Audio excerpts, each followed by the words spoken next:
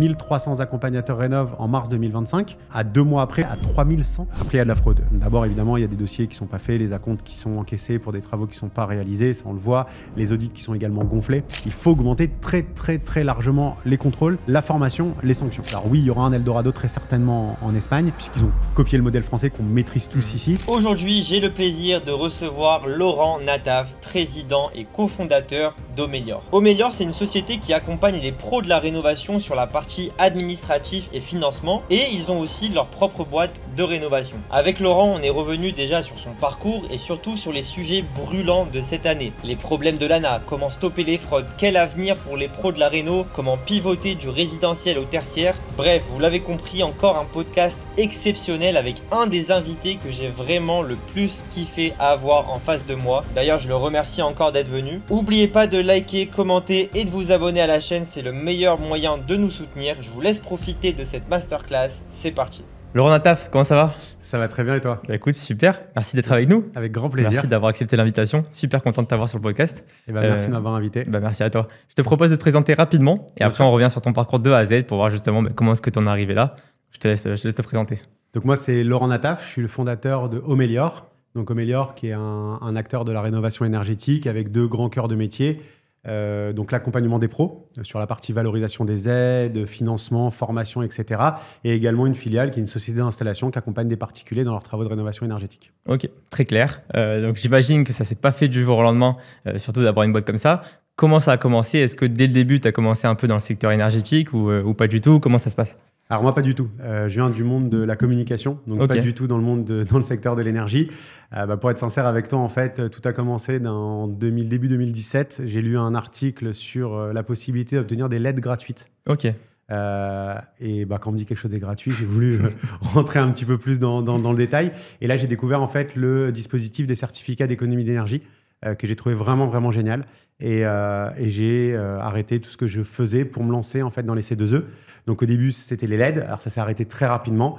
Et de fil en aiguille, de rencontre en rencontre avec des délégataires, en comprenant le dispositif, etc. On a lancé une activité sur le dispositif d'isolation. Ok. À l'époque, l'isolation à 1 euro. Et on a eu la chance de devenir mandataire C2E en 2018 avec Direct Énergie à l'époque, qui nous a fait confiance. Et voilà, et on a développé après très fortement l'activité, toutes les fiches, etc. D'accord. Au début, tu te places directement en tant que mandataire avant d'être boîte de rénovation ou Alors, non, en 2017, on commence par être société d'installation en externalisant un maximum notre activité. Donc, les installateurs sous-traitants, externalisés, etc. Et c'est ce qu'on voulait. On voulait être une société d'installation au départ. Et en 2017, alors je ne sais pas si tu avais suivi à l'époque, mais il y avait beaucoup de blocage du PNC2E. Et surtout, les délégataires à l'époque payaient à validation du PNC2E. Ok. Il y avait des durées moyennes de validation qui étaient estimées à 3 mois. Et puis, comme par hasard, quand moi j'ai commencé, ça s'est allongé à 1 an. Donc, une première année en tant qu'installateur assez compliquée. Et donc, pendant toute cette année, on cherchait des systèmes de financement, d'accompagnement, jusqu'à se retrouver dans le bureau de Direct Énergie qui nous a dit essayez de prendre un mandat. Et donc, notre mandat, quand on a commencé, on l'a exploité sur notre propre production.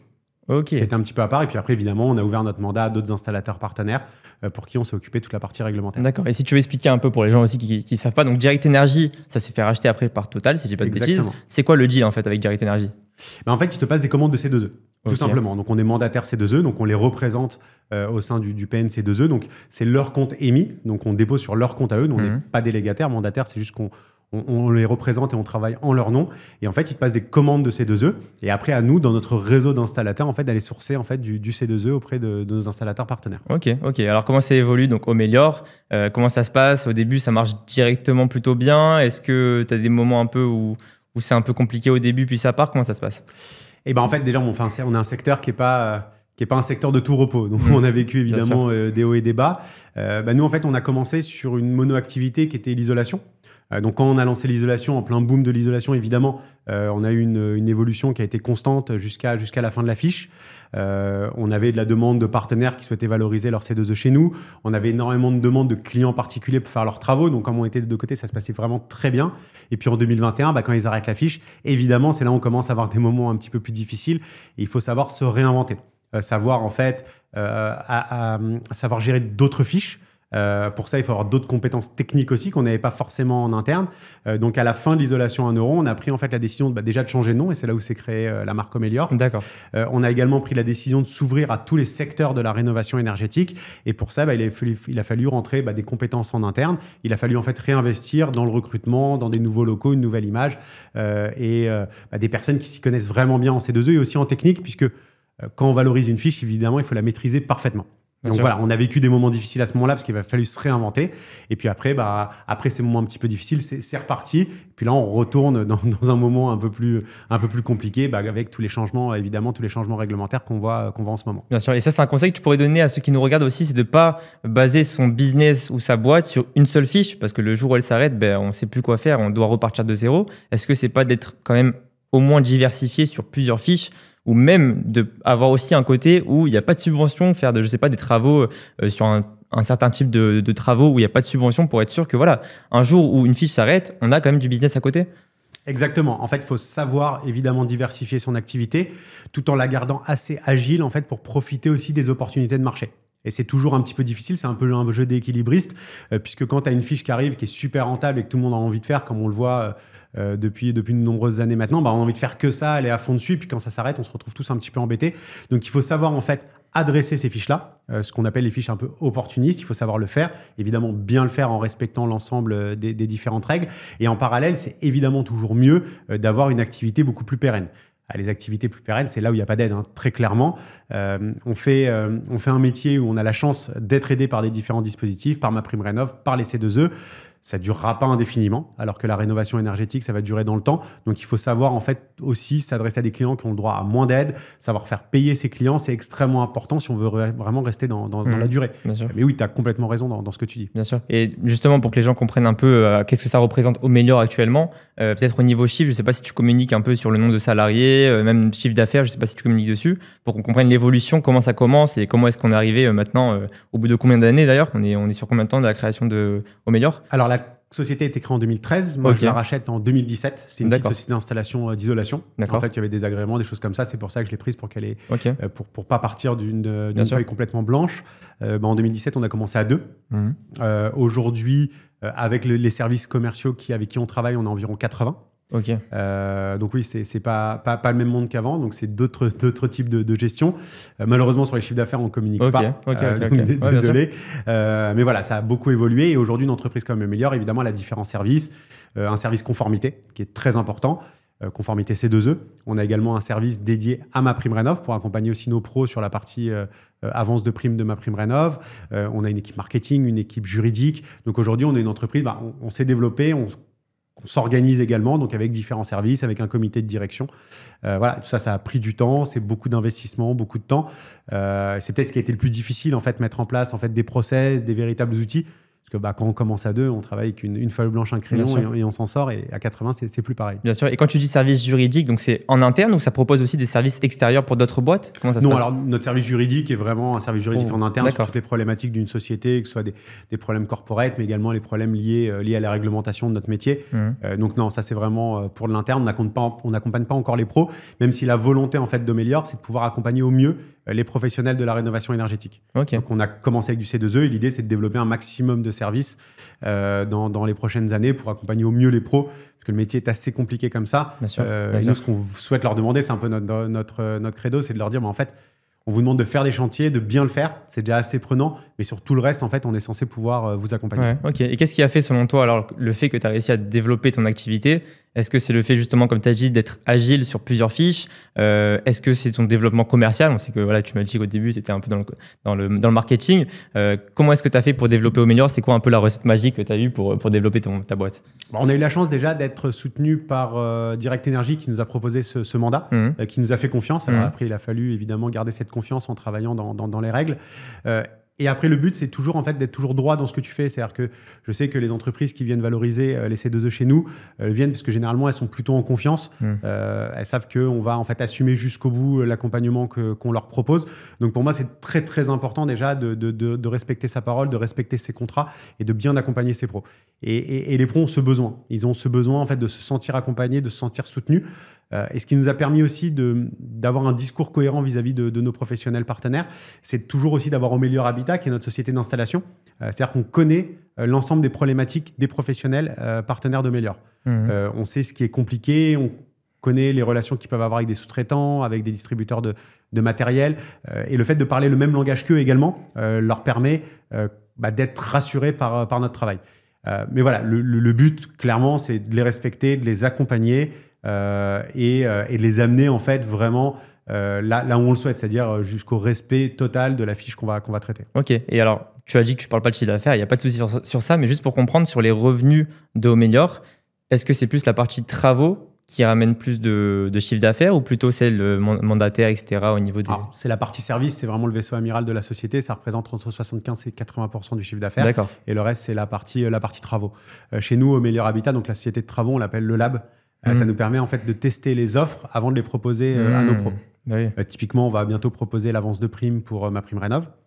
Mais avant de se positionner de la sorte, on a testé le marché. On a fait plusieurs centaines de dossiers, que ce soit en monogeste, que ce soit en rénovation d'ampleur, pour maîtriser parfaitement en fait, le dispositif avant de proposer un accompagnement aux installateurs. Oui, c'est intéressant parce que justement, on en parlera plus tard, mais il y a d'autres services dans notre beau chaîne de valeur de la rénovation énergétique qui n'ont pas cette vision du terrain. Donc toi, c'est super important pour toi de d'abord savoir sur quoi tu vas proposer des services avant de les proposer en fait. Exactement. Pour moi, c'était primordial. À un moment, on avait la possibilité de se dire peut-être qu'on arrête la pause parce que ça prend quand même beaucoup de temps. C'est quand même consommateur de cash. C'est un très gros consommateur de cash. Et c'était la question. Mais en fait, le fait de vraiment maîtriser le terrain, c'est vraiment très, très important. Quand je propose du C2E, quand un partenaire me dépose un dossier, je connais ses problématiques de BFR, je connais ses problématiques de financement. Je peux me permettre de lui dire ton dossier, je vais le contrôler dans un mois, on verra ça le mois prochain. Non, on connaît en fait leurs problèmes et donc au final, on respecte cela et ça leur permet, je pense, d'avoir un meilleur accompagnement. Ouais. Et quand tu parlais de Direct Energy, que vous avez réussi à être donc mandataire avec Direct Energy, comment ça se passe pour avoir un deal avec Direct Energy? Est-ce que c'est des contacts, de la relation, du réseau qui a fait que tu as réussi à avoir ce deal? Ou est-ce que n'importe qui peut le faire, entre guillemets, il faut juste avoir les qualifications? Je ne sais pas comment ça marche. Déjà à l'époque, en 2017, c'était une autre époque, même si ça fait que 8 ans. Dans la rénovation énergétique, c'est un monde. Donc à l'époque, il y avait un besoin en fait, d'une société comme Direct Energy de sourcer différents mandataires, puisqu'ils avaient besoin de produire en fait, du C2E. On était en fin de P3, le lancement de la P4, l'obligation qui augmentait, ils avaient besoin de vraiment plus de prod sur la P4, donc ils faisaient appel, ils cherchaient des mandataires. Le plus important, c'était pas le plus difficile, en tout cas, c'était pas de l'avoir, c'est de le garder. Plutôt. Donc de l'avoir, c'est vraiment de discussion en discussion. On a réussi à avoir un rendez-vous à un moment et puis il y a eu un petit coup de chance, on va dire, où ils nous ont fait confiance pour tester en tous les cas un premier contrat une première fois et puis après il a fallu travailler dur pour justement respecter cette confiance et je pense qu'on l'a plutôt bien fait. Mais le plus dur après, c'est vraiment de le garder. C'est toujours en fait de se mettre à jour, de maîtriser parfaitement les fiches, de maîtriser parfaitement les dépôts. Quand il y a des courriers du pôle, savoir y répondre, savoir en fait vraiment travailler main dans la main avec eux. Aujourd'hui, c'est une autre époque, je pense, c'est qu'ils prennent plus de nouveaux mandataires, donc c'est pas si simple de se lancer dans le mandat si on veut le faire en tout cas avec Total Energy. Mais en tout cas, à l'époque, voilà, on était encore au début de l'aventure, donc on a eu cette chance-là. Et puis, au quotidien, pour pouvoir garder ce type de contrat, il faut toujours lire l'ensemble des arrêtés, les maîtriser, échanger avec Total, échanger avec le pôle, échanger avec la T2E pour toujours faire des dépôts parfaits. Ouais, donc justement, tu as parlé de Total. Donc j'imagine qu'une fois que Direct Energy s'est fait racheter, en fait, c'est passé chez Total et donc maintenant, tu parlais à Total jusqu'à maintenant, j'imagine? Oui, jusqu'à maintenant. Alors, c'est les mêmes équipes. Ouais, c'est les mêmes mais équipes. Oui, toujours, on parle maintenant, on est en contrat avec Total Energy. Il y a une suite logique des choses. C'est à peu près la même stratégie. Donc, ça, c'est un beaucoup plus grand groupe chez Total. Donc, ils te regardent encore plus dans les détails. Tu as encore moins le droit à l'erreur. Mais pour nous, c'est super challengeant parce qu'on a commencé, on était une toute petite équipe à gérer les C2E pour Direct Energy. Aujourd'hui, on est une plus grande équipe et le but, c'est de toujours... Parce qu'on leur offre un service, c'est notre client, donc on leur offre un service et le but, c'est de leur faire un service de qualité. Alors justement, tu veux expliquer, parce que voilà, encore une fois, on est une chaîne transition énergétique, il y a beaucoup de personnes qui connaissent parfaitement les termes, mandataires, délégataires, etc. Est-ce que tu veux expliquer, c'est quoi le service concrètement que tu rends à Total Energy, donc justement en étant mandataire, qu'est-ce que tu leur fais comme service concrètement? En fait, déjà, Total Energy, leur but, c'est d'avoir du C2E. Pour remplir leurs obligations, c'est leur but premier. Aujourd'hui, ceux qui vont fabriquer, créer du C2E sont les installateurs de la rénovation énergétique dans tous les domaines d'activité de la rénovation énergétique. Ça peut être le résidentiel, ça peut être le tertiaire, l'agriculture, l'industrie. Donc, nous, en tant que mandataires, notre rôle d'abord, c'est de gérer en fait un réseau d'installateurs. Donc déjà, c'est un travail, on a plusieurs centaines d'installateurs dans notre réseau qui sont actifs ou pas actifs, ou en tous les cas qu'on accompagne au quotidien. Donc déjà, pour Total, on va gérer pour eux ce réseau d'installateurs. Donc ils n'ont pas à gérer 200, 300, 400 installateurs. Ensuite, notre rôle est un rôle réglementaire. Quand on fait un dépôt sur le compte émis de Total, nous on s'engage auprès de Total Energy à faire un dépôt qui respecte l'ensemble des règles. Et donc automatiquement, pour respecter l'ensemble des règles, on doit contrôler ces dépôts et contrôler l'ensemble des dossiers qui ont été réalisés par nos partenaires. Donc en fait, il y a toute la chaîne de production du C2E, elle est gérée chez Omelior et chez les autres mandataires de Total Energy et pas du tout chez Total Energy. Okay. Voilà. Donc on prend la responsabilité de ce C2E et Total Energy avec un effectif réduit, puisqu'ils n'ont pas besoin d'être 200 pour gérer ça, on arrive à leur produire énormément de C2E avec tous les mandataires de Total Energy. Ouais, très clair. Et donc justement, la question c'est, toi, donc, tu es entre guillemets responsable des dossiers qui arrivent donc, chez EMI, pour Total. Comment est-ce que tu contrôles, justement, tu parlais de contrôle, comment est-ce que tu contrôles qu'un installateur a fait quelque chose de sérieux? Surtout, on en parlait justement en off, il y a beaucoup de fraude, etc. dans ce métier. Enfin, beaucoup, c'est relatif, mais il y en a pas mal, donc il faut quand même faire attention à ça. Comment est-ce que tu contrôles ça? Comment est-ce que vous faites pour être sûr que, voilà, par rapport à votre engagement de crédibilité au niveau Total, vous êtes sûr d'envoyer des bons dossiers? Alors, tu as 3 grands points de contrôle. D'abord, on a ce qu'on appelle le contrôle réglementaire. C'est un contrôle documentaire. On va vérifier tous les documents, les signatures électroniques, les adresses mail, les adresses IP, etc. de tous les documents. Il y a un contrôle photo qui est fait également à ce moment-là. Donc là, en fait, on a un dossier papier ou en tous les cas numérisé. On a des photos et là, déjà, on va vérifier en fait la cohérence du dossier. On va vérifier tous les éléments, vraiment on regarde ligne à ligne le dossier. Alors, ça peut être parfois un peu ridicule, si une virgule qui est mal mise, on va demander de le refaire, alors que le chantier est bien fait. Mais en tous les cas, c'est important que le dossier, s'il y a un contrôle demain de la part du PNC2E, il soit présenté de la meilleure des façons. Donc, il y a ce contrôle réglementaire. Il faut respecter la fiche au niveau documentaire. Ensuite, il y a du contrôle de chantier. Alors, généralement, sur le C2E, on passe par des entreprises COFRAC. Donc, on a des partenaires COFRAC qui sont également partenaires de Total Energy, parce qu'ils doivent être validés par Total Energy pour qu'on puisse travailler avec eux. Et là, on va faire tout simplement du contrôle de chantier. On va déplacer des agents sur place. On va vérifier évidemment la réalité du chantier, mais également la qualité du chantier. Donc, il y a un référentiel de contrôle. Prenons l'exemple d'une pompe à chaleur, on va vérifier que tous les tuyaux soient bien mis, que les accessoires soient bien installés également, que le dimensionnement de la pompe à chaleur est également bien réalisé, etc. Donc, le COFRAC va se déplacer pour vérifier tous ces points-là. Et après, il y a une analyse qui est refaite chez nous sur le rapport de contrôle COFRAC, savoir si tout est nickel, si on n'a pas de doute sur la qualité du chantier. Et si on a le moindre doute, on peut appeler la société COFRAC ou même échanger avec le contrôleur qui a été sur place. Et puis après, le dernier point, c'est un appel qu'on va réaliser auprès du client. Puisqu'on peut avoir fait une installation qui est nickel, si le client ne sait pas comment ça marche, c'est pas bon non plus. Donc on va appeler le client, on va échanger avec lui, savoir s'il a bien tout compris, si tout fonctionne bien, s'il n'y a pas de SAV, s'il arrive à faire marcher.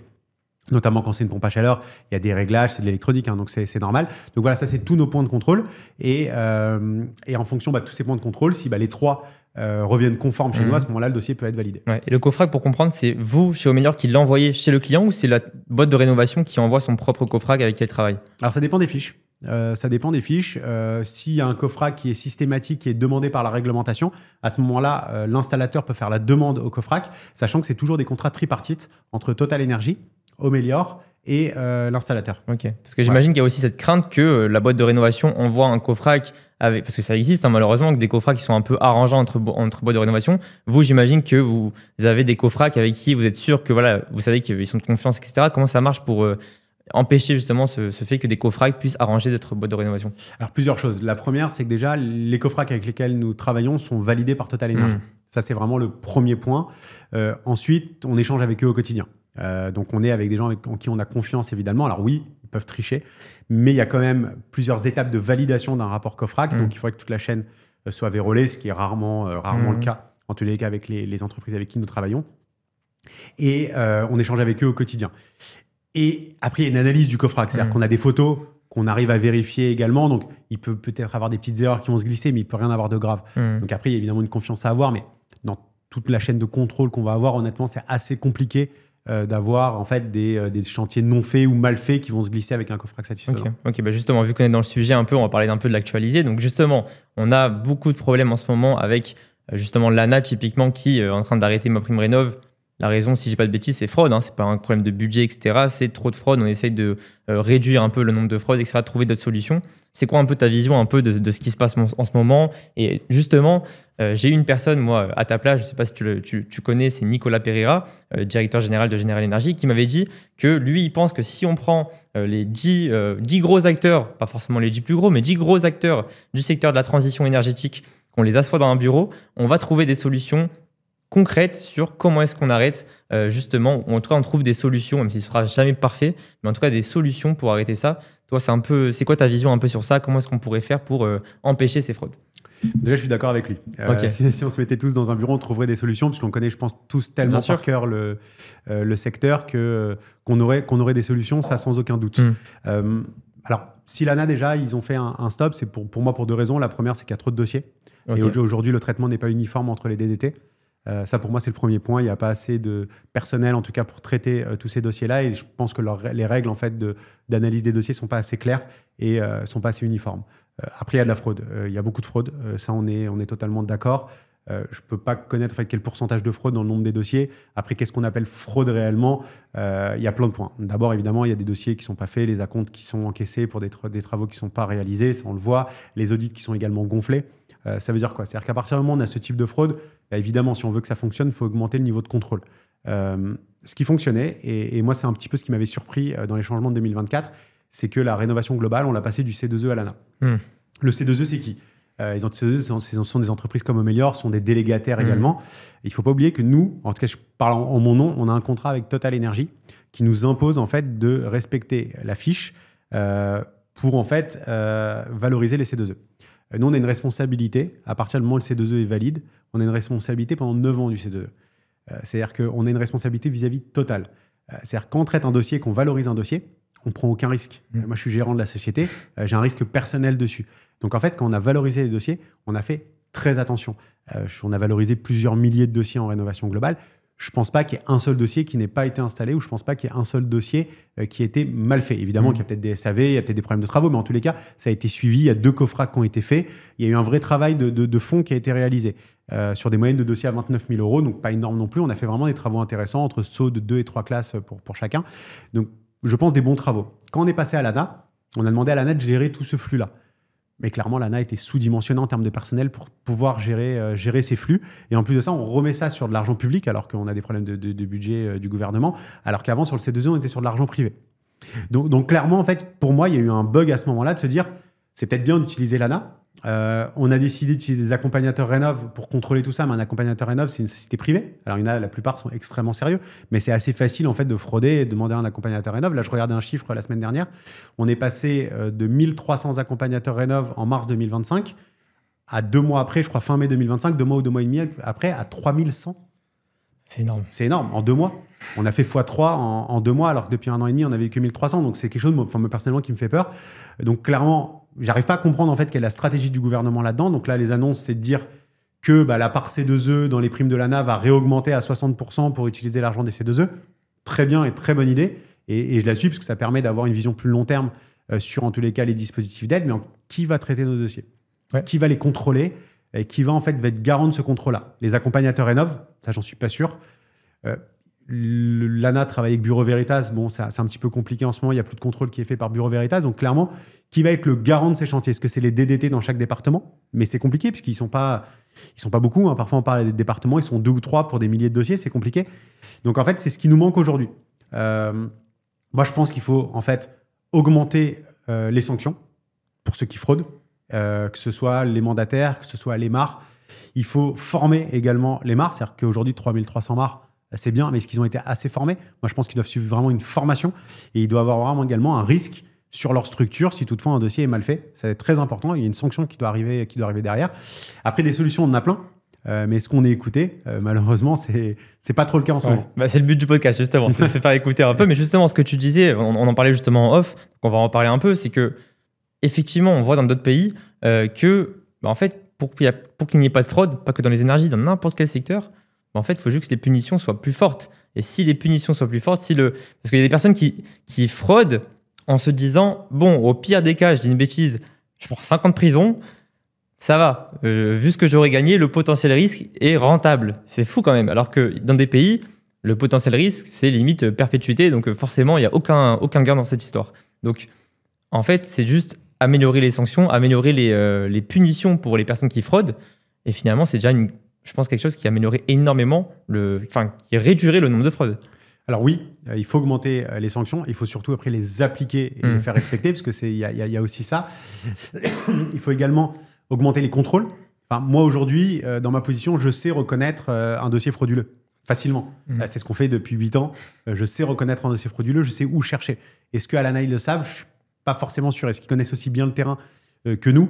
Je ne suis pas sûr non plus. Mais oui, il faut augmenter en fait les sanctions. Il faut beaucoup plus contrôler. Et bien sûr qu'il faut faire peur aux gens, parce qu'on parle d'argent public, on parle de l'argent, soit de l'argent de l'État quand c'est MaPrimeRénov', ou quand c'est du C2E, on dit que c'est l'argent des obligés, donc des énergéticiens, mais non, c'est notre argent à tous les Français. Parce que le C2E, on le paye dans nos factures d'électricité, dans nos factures d'essence, dans nos factures d'énergie. Donc c'est l'argent des Français aussi qui est mal dépensé. Donc en fait, il faut augmenter ces contrôles-là. Et c'est ce qu'on répète, en fait. Moi, ce que je répète depuis que je fais ce métier, je crois, je le répète, j'ai commencé en 2017, il y avait 0 contrôle, on me transmettait des tableaux et c'est déposé au pôle. Il faut augmenter très, très, très largement les contrôles, la formation, les sanctions.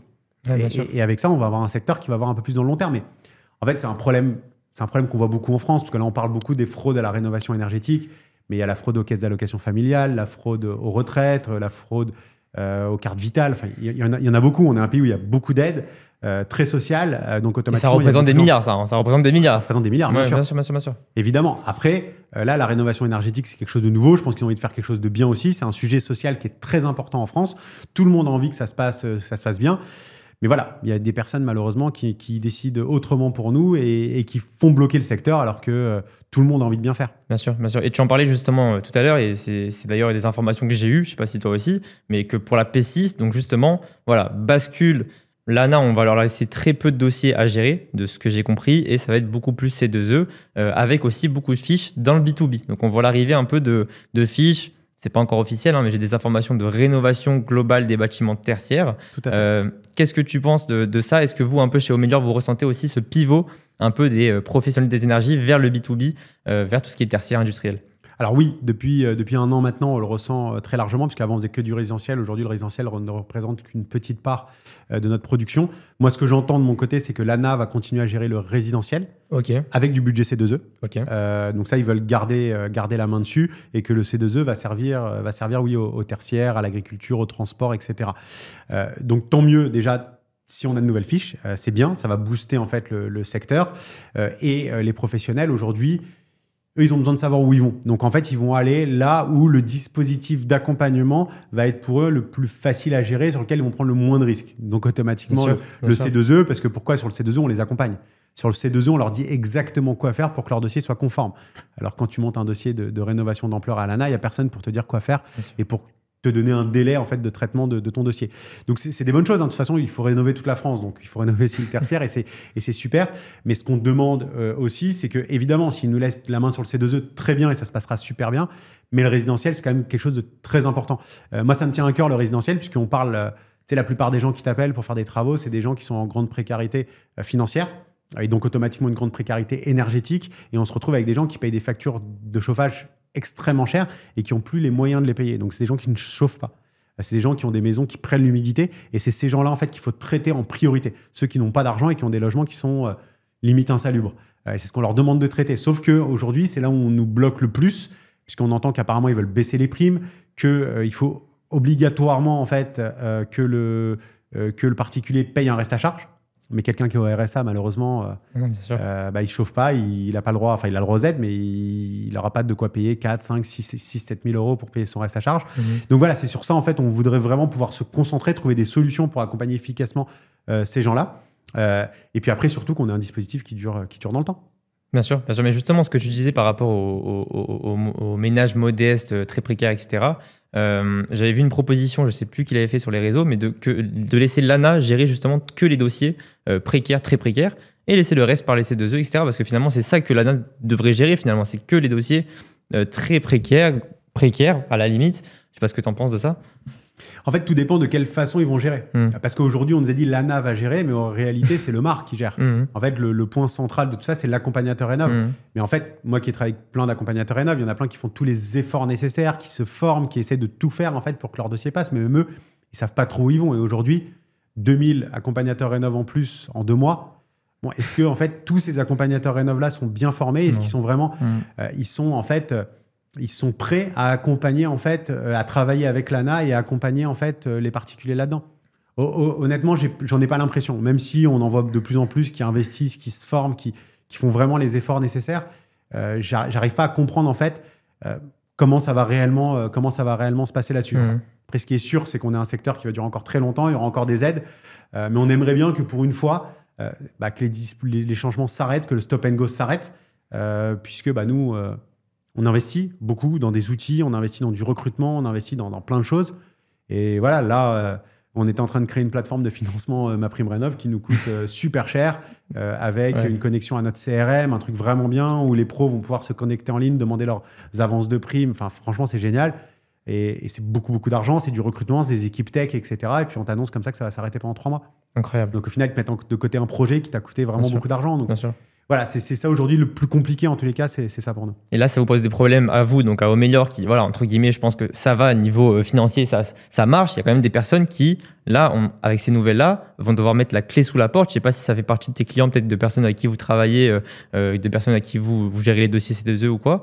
Mais il y a des personnes qui mettent la clé sous la porte parce que voilà, le fonds de roulement de l'ANA qui met 8 mois des fois à payer, leur oblige à mettre la clé sous la porte parce qu'ils n'arrivent plus à payer les salariés, plus à financer les travaux. Je ne sais pas si tu le ressens aussi autour de toi avec tes clients. Moi, tous mes installateurs partenaires qui font que du B2C, tous ont arrêté en fait l'activité commerciale. Incroyable. Donc tous, ils ont mis leurs entreprises, quand je dis tous, c'est vraiment l'immense majorité, ils ont mis leur entreprise, pas en sommeil, mais un petit peu, en fait, ils limitent un maximum les coûts pour attendre d'obtenir des lettres d'octroi, pouvoir faire des chantiers et être payés. Mais le problème, c'est que parfois, ils ont des lettres d'octroi, mais ils n'ont pas la trésor parce qu'il y a d'autres dossiers qui sont en cours de paiement qui n'ont pas été payés. Donc, c'est très compliqué pour les installateurs aujourd'hui et certains finiront par fermer, effectivement, parce qu'ils ne peuvent pas tenir, ils ne peuvent pas payer leurs salariés, ils ne peuvent pas payer leur loyer. C'est très compliqué quand tu ne dépends en fait, que de ce dispositif-là. Et ça, on le sent. Et pour eux, c'est extrêmement anxiogène et tout le monde se dit qu'est-ce qu'on fait ? Donc là, tu en entends plein, on est au mois de juin, ils disent en fait, on va fermer, on va mettre tout le monde au chômage technique, on part en vacances, et puis on revient en septembre, puis on verra ce qu'on a. Malheureusement, c'est une réalité, on l'entend beaucoup. Après, tu en as d'autres qui disent écoute, moi, je vais arrêter d'avancer les aides aux particuliers. S'ils veulent des travaux, ils payent, puis à eux de récupérer les aides derrière. Mais là, tu déplaces le problème sur des particuliers et automatiquement, des travaux de rénovation d'ampleur, c'est une moyenne environ de 50 000 euros. Il n'y a pas beaucoup de personnes qui ont ni la trésorerie, ni la possibilité de financer à hauteur de 50 000 euros. Donc, tu mets le secteur à l'arrêt. Bien sûr. Donc, en faisant ça, tu mets le secteur à l'arrêt. Je vais te dire en même temps, ce qu'on faisait avant, c'est que tout le monde investissait en disant ça va arriver. Même s'il n'y avait pas eu ce stop-là, je pense que les gens auraient, de toute façon, on aurait dû stopper l'activité parce que c'est un besoin en fonds de roulement qui est énorme si on veut tenir.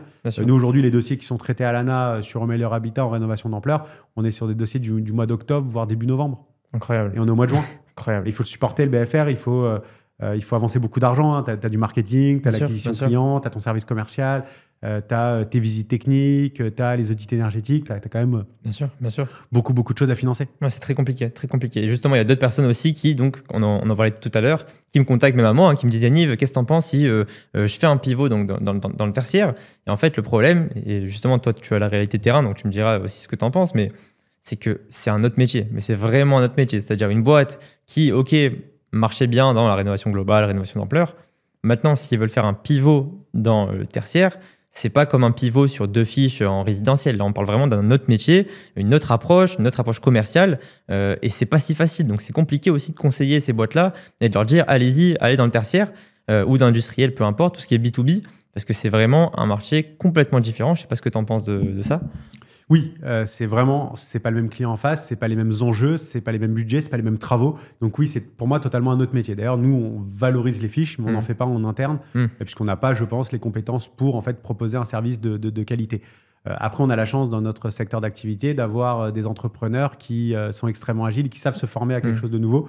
Alors, j'étais le premier, moi je travaillais dans la communication avant et j'ai commencé à faire de l'isolation et je me suis formé en 6 mois, j'ai tout appris. Donc, il y a des formations, il y a tout ça. Donc, oui, je conseille, en fait, moi, ce que je conseille vraiment aux entrepreneurs, c'est en fait de proposer plein de choses. En fait, ne pas être monoproduit et monoclient. Avoir, en fait, différents secteurs d'activité. Et pour cela, en fait, continuer à se former, continuer à apprendre. Et on y arrive. Donc, oui, je leur conseille de faire, mais ne pas sous-estimer, en fait, la tâche. Et toujours continuer à se former, toujours continuer à faire des formations. Quand on installe, en fait, un chauffage dans un entrepôt, c'est pas une pompe à chaleur dans une maison individuelle. Donc, c'est une formation spécifique et il faut le faire. Il faut vraiment continuer à se former, continuer à apprendre, travailler également avec des bureaux d'études. Puisque quand on travaille dans le tertiaire, quand on travaille dans des surfaces plus grandes, c'est super intéressant d'être accompagné par des bureaux d'études qui vont aider dans le dimensionnement du chauffage, dans l'implantation des différents modules qu'on va installer, etc. Donc, oui, il faut y aller, mais surtout pas le prendre à la légère. Il faut rester extrêmement professionnel. Et on a un vrai service en fait à apporter à ces clients-là. Et pour cela, en fait, faut se former. Donc, allez-y, mais vraiment formez-vous et faites-vous accompagner. Ok. Et qu'est-ce que tu conseillerais donc justement pour une boîte de rénovation là vraiment à l'instant T qui a fait que de la rénovation d'ampleur? Donc voilà, on va dire que c'est pas une grosse boîte, hein, c'est une boîte voilà moyenne comme on peut avoir, qui est pas forcément diversifiée, qui fait que de la rénovation d'ampleur. MaPrimeRénov parce qu'avant elle faisait peut-être la 164 dans les C2E. Actuellement, elle est vraiment perturbée par ce qui se passe. Qu'est-ce que tu leur conseilles de faire avec ta vision un peu terrain et aussi derrière? Qu'est-ce que tu leur conseilles de faire concrètement? Partir sur peut-être, on a vu en ce moment, je ne sais pas si tu as vu ce pivot aussi, des personnes qui restent dans les C2E, dans la 175, 174, sans l'ANA, donc tout ce qui est propriétaire moral, SCI, SAS, SARL, rénovation globale de ces maisons-là ou immeubles-là. Qu'est-ce que tu leur conseilles de faire concrètement pour s'en sortir, pour continuer à avoir une activité?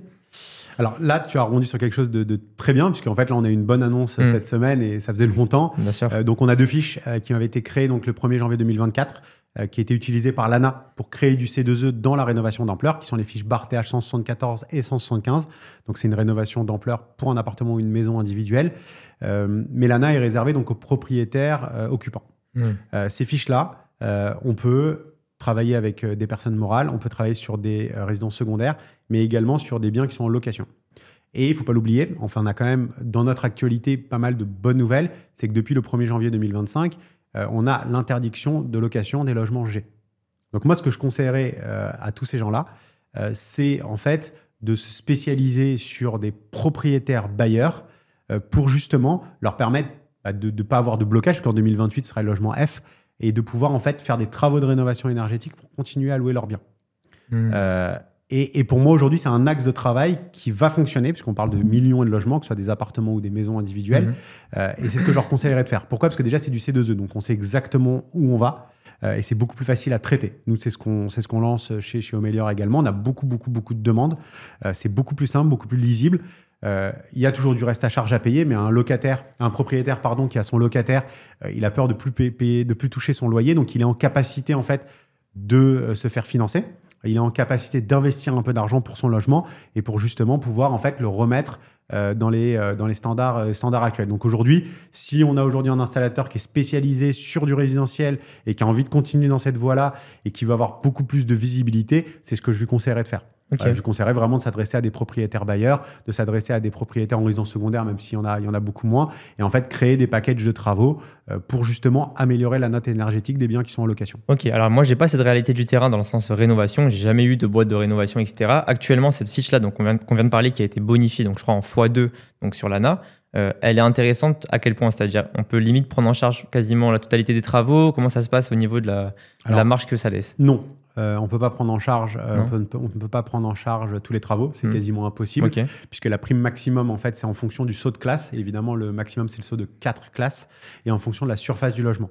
Mais ça permet en fait d'avoir un accompagnement super intéressant. Alors, je crois qu'au maximum, sachant que le taux du C2E est aujourd'hui très élevé, il bat des records absolus, notamment en précarité, on peut effleurer les 15 000 € pour un saut de 4 classes, pour un logement de plus de 130 mètres carrés. Donc, ça reste en fait super intéressant pour un propriétaire bailleur. Mais n'oublions pas, un propriétaire bailleur, il a souvent un crédit, un loyer qui vient en face. Il est prêt aujourd'hui à s'endetter, à faire un petit effort d'épargne pour continuer à toucher son loyer. Parce que même si aujourd'hui, il a un logement qui est classé G et il a un locataire qui paye son loyer, déjà, il ne pourra plus jamais augmenter son loyer. Et son propriétaire peut faire un DPE et imposer son propriétaire à faire des travaux. Donc, il a tout intérêt aujourd'hui à investir un peu d'argent pour faire ces travaux-là. Ouais, okay. Et vraiment, on conseille de le faire. Donc, c'est vrai qu'aujourd'hui, tous les installateurs, on les entend. Qu'est-ce qu'on peut faire à 1 euro? Qu'est-ce qu'on peut faire à 1 euro? Et ça, c'est une grosse déformation professionnelle, puisqu'en 2016, on a eu l'isolation à 1 euro qui a, je pense, chamboulé tout le marché. Alors, on ne va pas du tout cracher dessus. On a tous surfé sur cette vague-là. Ça a été super. Ça a permis de mettre en avant la rénovation énergétique, etc.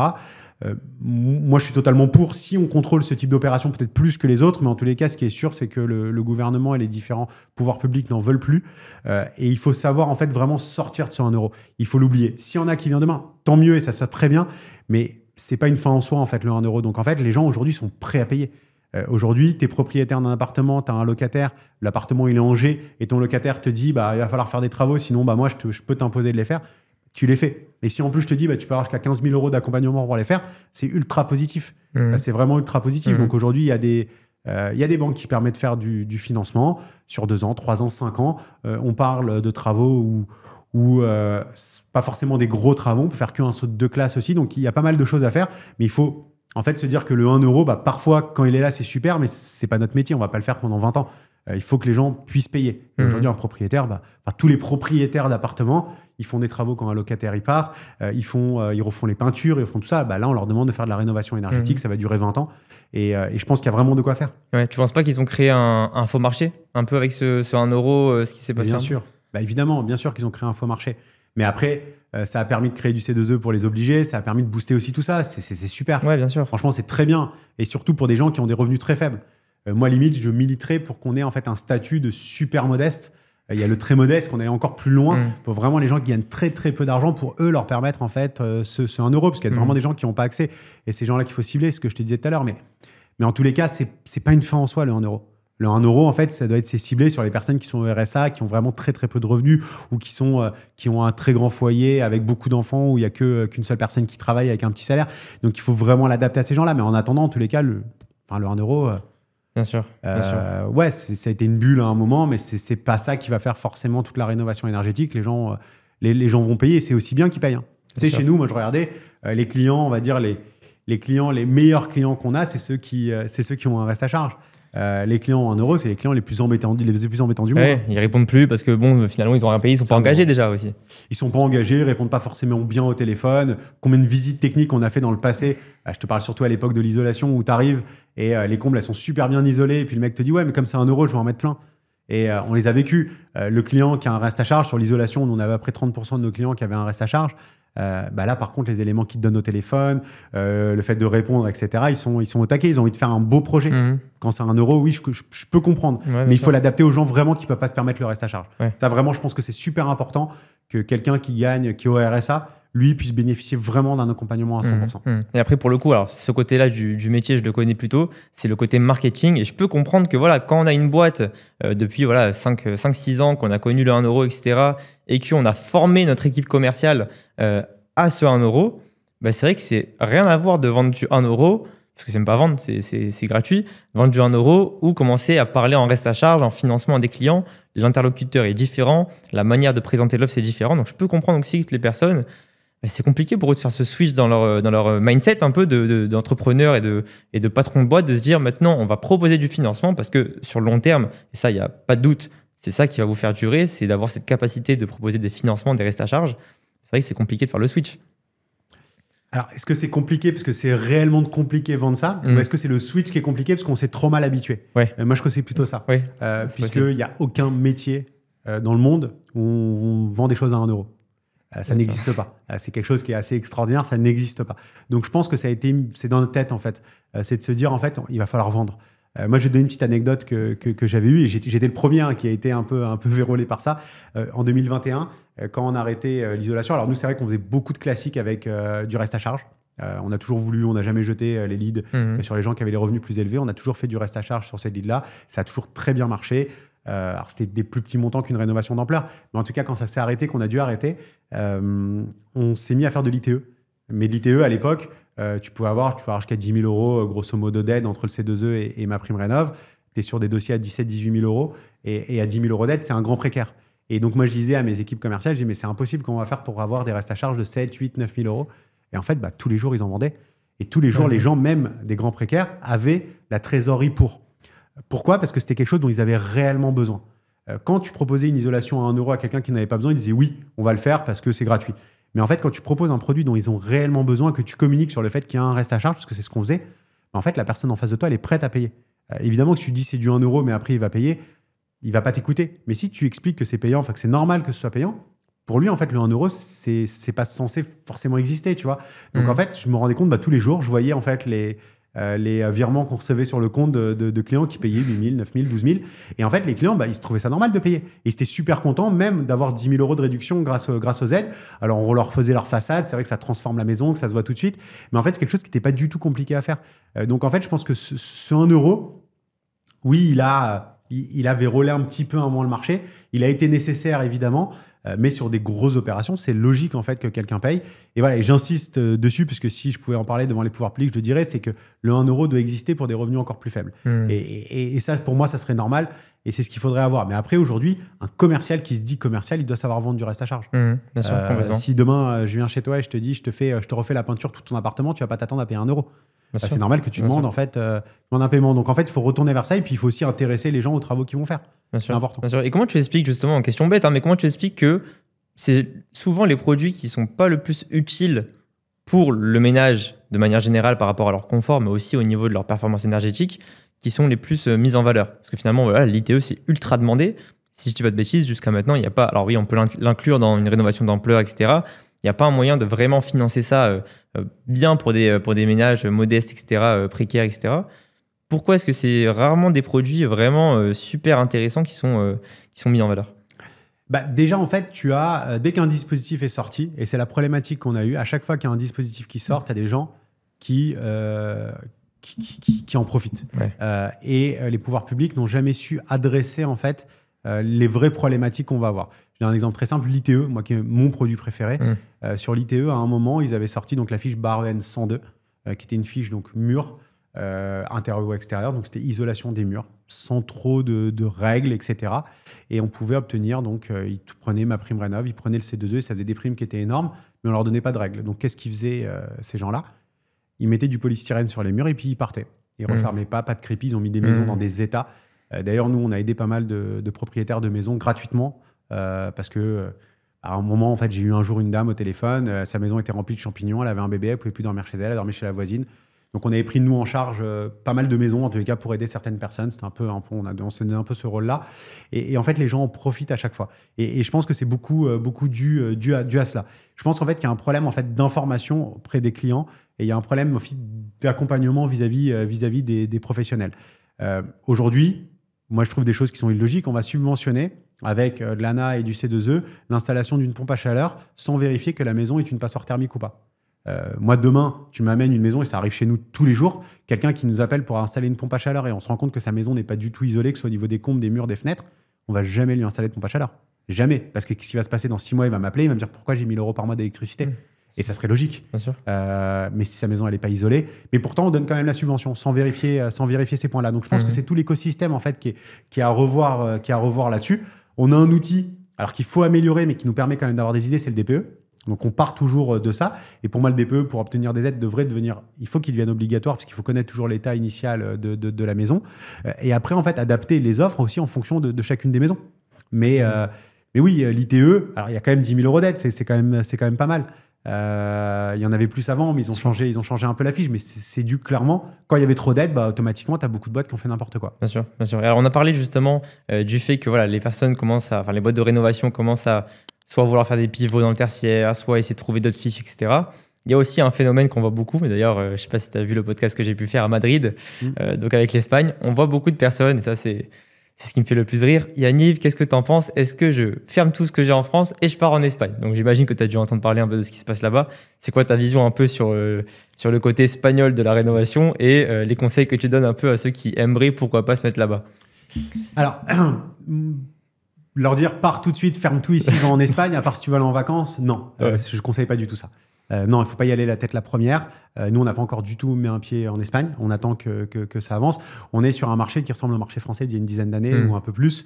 On parle souvent d'Eldorado espagnol et on l'a vu dans plein d'articles. Alors oui, il y aura un Eldorado très certainement en Espagne, puisqu'ils ont copié le modèle français qu'on maîtrise tous ici.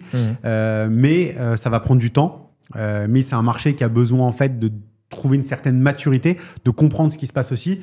Mais voilà, il y a 3 mois, je crois, il y a eu une émission de télé sur tous les Français qui arrivaient en Espagne pour faire de la rénovation énergétique. Ah, donc évidemment, ils ont commencé à prendre peur en Espagne, se dire mais qu'est-ce qui se passe, etc.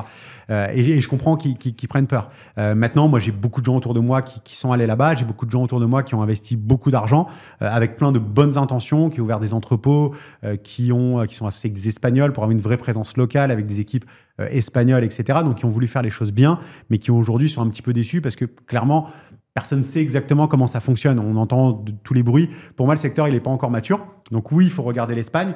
Non, il ne faut pas mettre toute son énergie et tout son argent aujourd'hui en Espagne. Et nous, personnellement, chez Omelior, on attendra un petit peu en tous les cas. Peut-être une prochaine période, on verra comment ça sera. Mais on est encore sur un petit marché. Je crois que 2024, c'est entre 100 et 120 millions d'euros. 2025, je ne sais pas trop. Mais on parle en centaines de millions aussi. Donc on est encore sur des tout petits marchés, donc je pense qu'il faut attendre un petit peu, mais c'est toujours très intéressant de regarder, c'est toujours très vertueux en fait de se dire on va le faire des allers-retours, voir comment ça se passe, prendre de l'info, c'est toujours bien, mais l'effet de masse qui dit on y va tous, la tête la première, non, moi c'est pas dans ma façon de faire. Tu sais, moi quand j'ai commencé le C2E, je passais 6 mois à rien faire juste pour apprendre le dispositif par cœur, et là je trouve qu'ils vont un petit peu vite en besogne. Même si dans ce secteur, c'est ce qu'ils disent souvent, on va vite parce que ça va peut-être s'arrêter. Mais voilà, moi, c'est pas ma façon de faire et je pense qu'il faut attendre. Par contre, dans les prochaines années, oui, l'Espagne sera un super marché, j'en suis ultra convaincu. Oui, bien sûr, et c'est ce que je réponds moi justement aux personnes qui viennent me contacter un peu sur mes réseaux sociaux et me demandent un peu ces questions-là. Moi, je vérifie d'abord le profil qui me parle et généralement, quand c'est un installateur normal en France, etc., voilà, pas une grosse boîte, je dis reste en France, franchement, il y a encore pas mal de marchés, il y a énormément de maisons qui n'ont pas été rénovées, etc. Il y a encore énormément de marchés, il n'y a rien à faire en Espagne. Par contre, pour un grand groupe, une grosse boîte, voilà, justement comme Omelior, je trouve que oui, c'est intéressant d'aller non seulement se renseigner, même pourquoi pas de commencer, voilà, ceux qui ont des grosses trésoreries, qui ont les moyens de le faire, commencer à mettre un pied en Espagne, en sachant que c'est pas du jour au lendemain que ça va exploser, parce que voilà, comme tu as dit, le marché est encore petit. Par contre, au niveau long terme, et c'est ce que cherchent les grands groupes, les grosses boîtes, c'est de long terme. C'est intéressant parce que forcément, comme tu l'as dit, il y aura à un moment donné où ça va se décanter, ça va commencer à partir. Là, c'est intéressant. C'est sûr. Après, je pense que le marché français n'est pas arrivé non plus à maturité. On a encore beaucoup de changements, comme on le voit. Et c'est vrai que je pense, nous, notre priorité, c'est d'avoir le marché français, parce qu'on est au tout début de la rénovation énergétique. Il y a encore énormément de choses à faire. Il ne faut pas l'oublier, la pompe à chaleur, ça commence en 2008 avec le crédit d'impôt.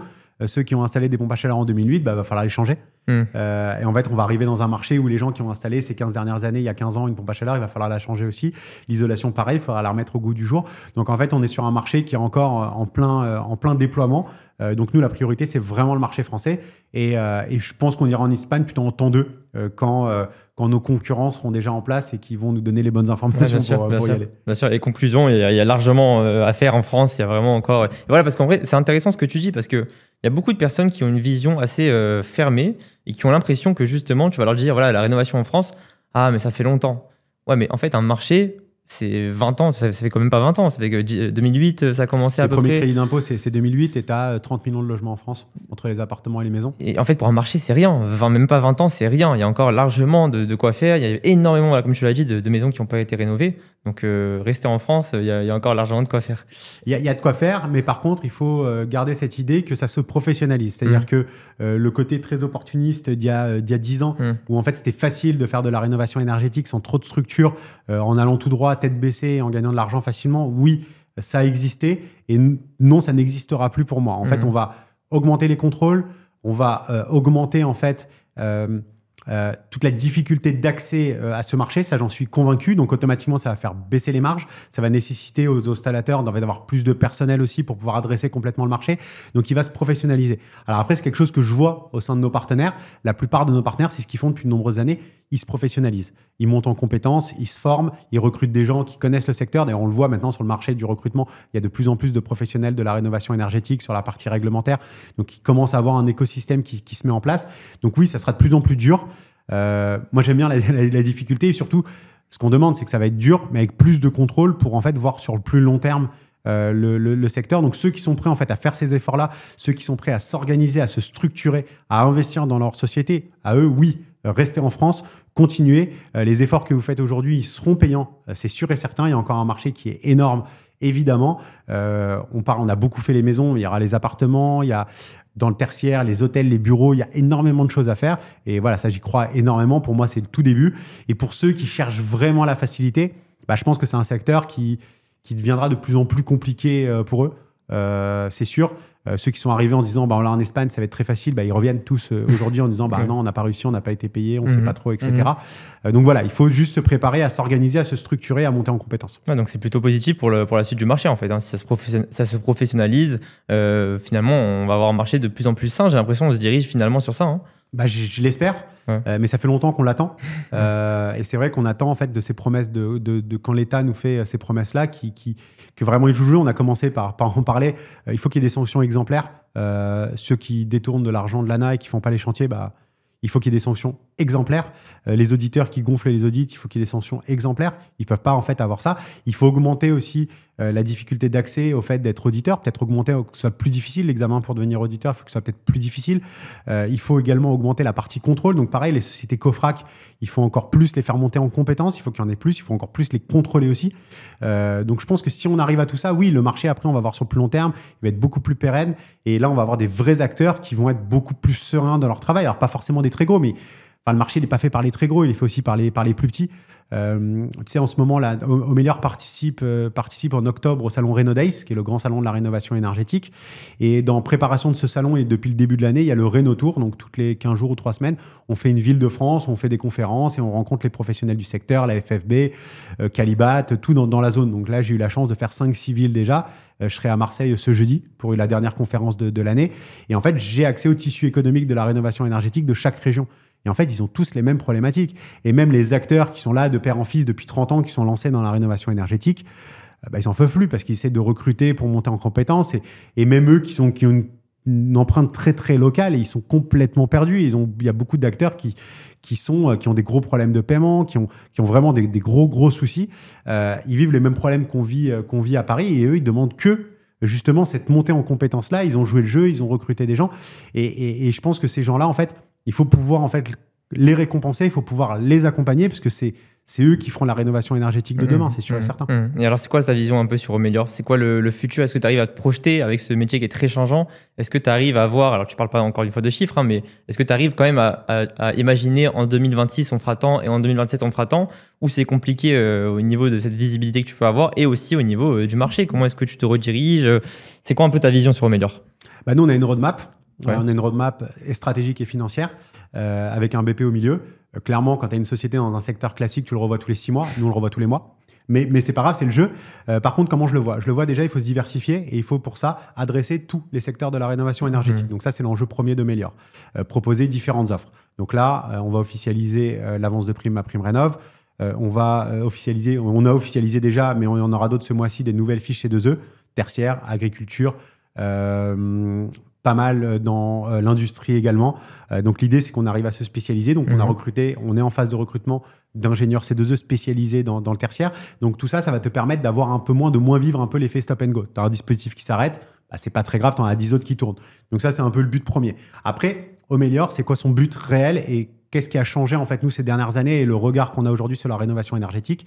C'est qu'aujourd'hui, un installateur, il va être de plus en plus contrôlé. Un installateur, son installation qu'on lui demande de faire dans n'importe quel secteur, elle va être de plus en plus contrôlée. On va lui demander de la faire de plus en plus de façon vraiment nickel.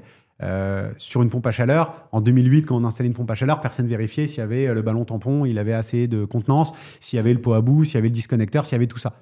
Aujourd'hui, c'est obligatoire. Donc en fait, l'installateur, on va lui demander de se spécialiser, de devenir de plus en plus pro sur ses installations. Et il faut qu'il se concentre là-dessus.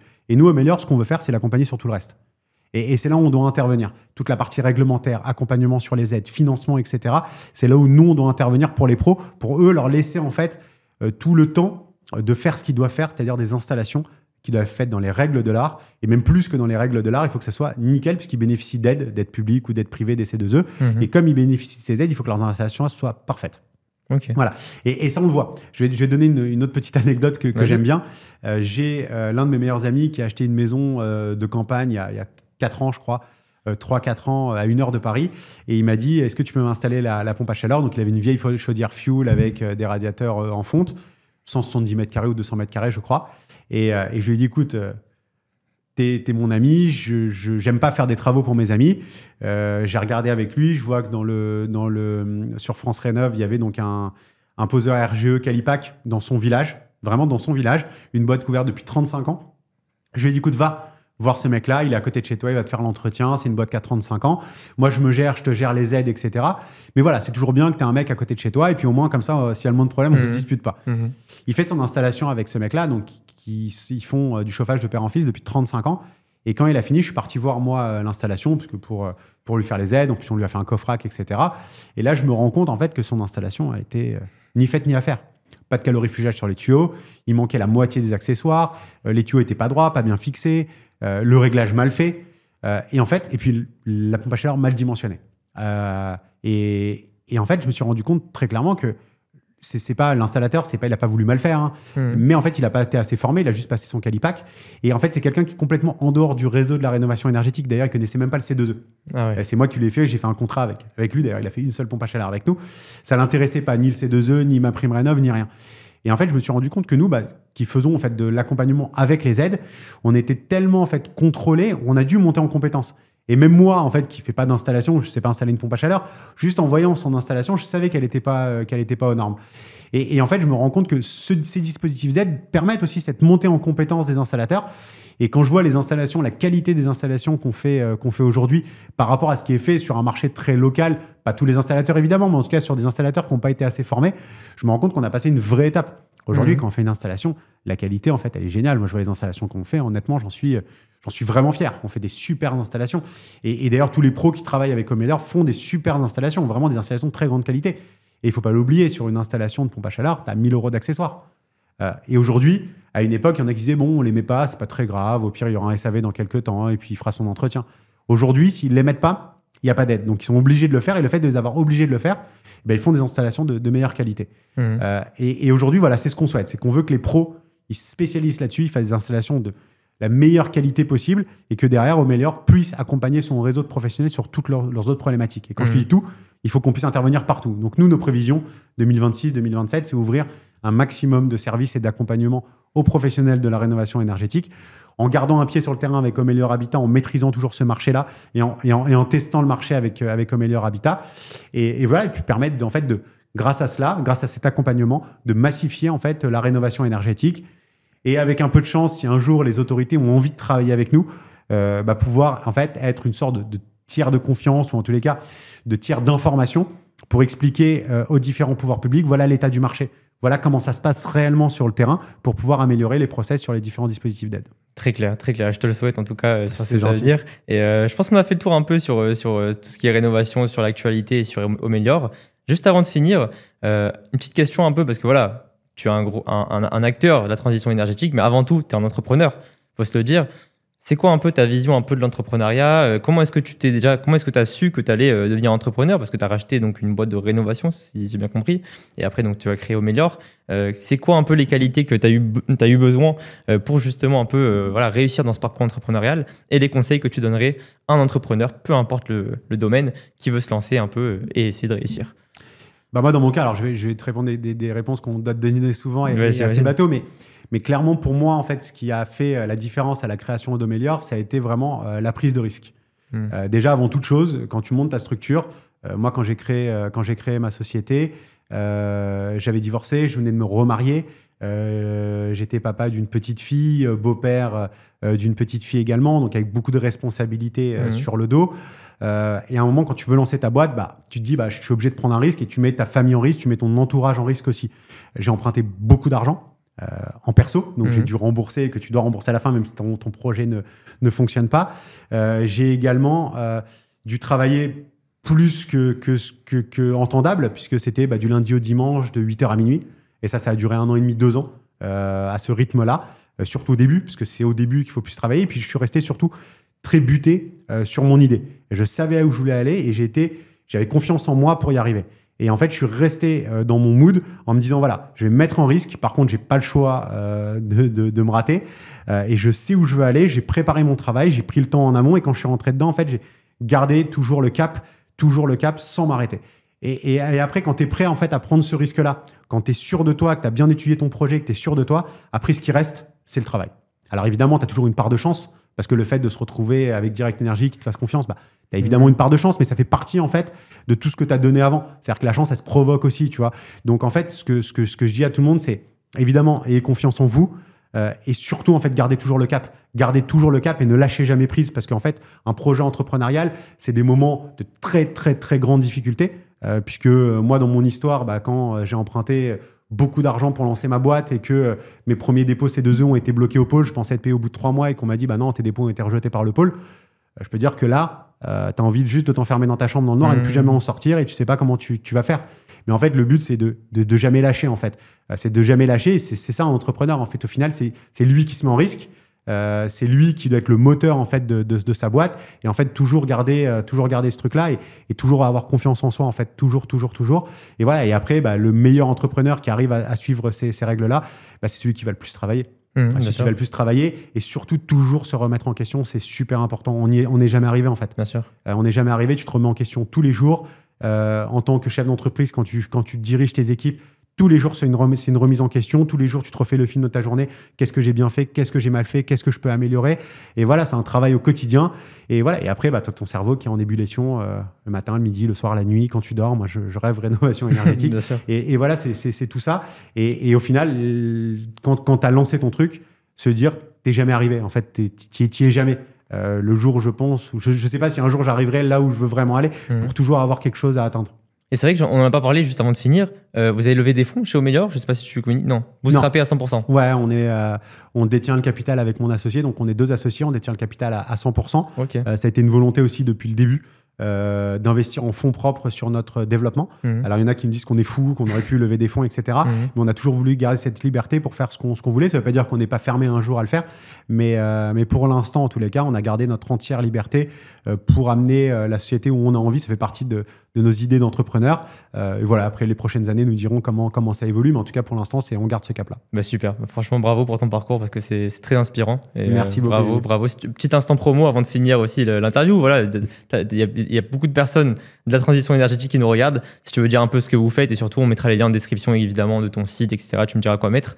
Petit instant promo si tu veux dire un peu 2-3 trucs pour Omélior. Bien sûr, c'est gentil. Voilà. Chez Omélior, en tout cas, si vous êtes professionnel de la rénovation énergétique, notre engagement est de pouvoir vous accompagner en fait au quotidien sur l'ensemble de vos problématiques. Sachant qu'évidemment, la première problématique sera le financement de vos dispositifs d'aide, que ce soit le C2E, que ce soit MaPrimeRénov dans les prochaines semaines, parce que même s'il y a un stop, on va quand même annoncer l'avance de prime MaPrimeRénov.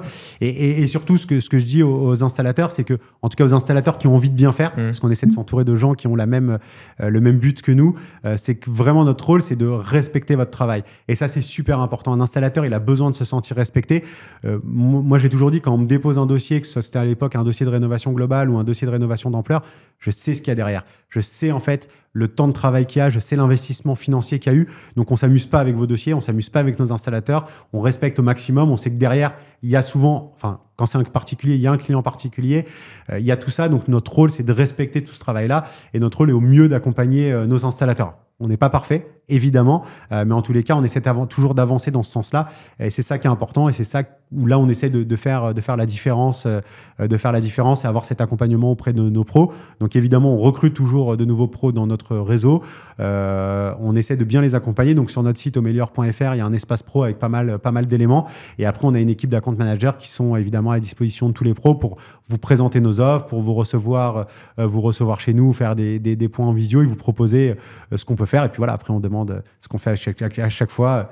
Tester avec nous et puis vous verrez si vous êtes content. Super. On mettra évidemment en description. Voilà, vous avez en description tous les liens de omélior.fr, aussi ton LinkedIn aussi, c'est pour ceux qui veulent te suivre un peu sur les réseaux. Merci beaucoup Laurent, c'était vraiment super. Merci à toi, vraiment parfait et on se dit à très bientôt peut-être pour un nouvel épisode. Avec pourquoi pas plaisir. une saison 2, un épisode 2 dans un an pour faire un point sur l'évolution. On va suivre l'évolution d'Omélior, mais merci beaucoup. C'est vraiment super. Merci à tous d'avoir regardé ILA26 TV. On se dit à très bientôt pour un nouveau podcast. Et Yaniv, salut.